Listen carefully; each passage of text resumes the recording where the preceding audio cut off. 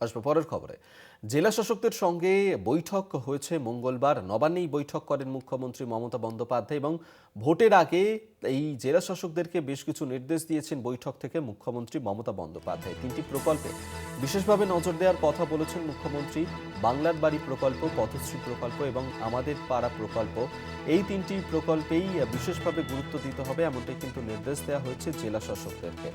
যদি এক্ষেত্রে কোথাও কোনো রকম খামতি থেকে থাকে সেই সমস্ত খামতি খুঁজে বের করে তা পদক্ষেপ নিতে হবে এমনটাই নির্দেশ দেওয়া হয়েছে জেলা শাসকদেরকে। নির্দেশ মুখ্যমন্ত্রী।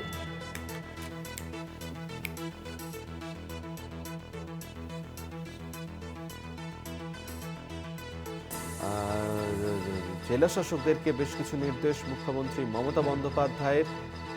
নবান্নে বৈঠক জেলা শাসকদের সঙ্গে এবং সেই বৈঠক থেকেই বেশ কিছু নির্দেশ দেন মুখ্যমন্ত্রী মমতা বন্দ্যোপাধ্যায়। দীপ্তিমান ভট্টাচার্য বিশেষ প্রতিনিধি আমাদের সঙ্গে টেলিফোনে রয়েছেন। দীপ্তিমান, জেলা শাসকদেরকে নিয়ে নবান্নে মুখ্যমন্ত্রী মমতা বন্দ্যোপাধ্যায় বৈঠক করেছেন, কি কি নির্দেশ দেওয়া হয়েছে জেলা শাসকদেরকে? একেবারে দেখো, কালকে যে বৈঠক হয়েছে সেই বৈঠকে কিন্তু বেশ কিছু গুরুত্বপূর্ণ সিদ্ধান্ত নেওয়া হয়েছে।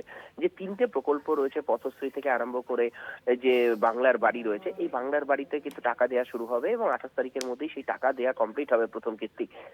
সেই মোতাবেক কিন্তু কাজ করতে বলা হয়েছে এবং প্রত্যেকে যেন সমানভাবে পায় সেই দিকে নজর দিতে বলা হয়েছে।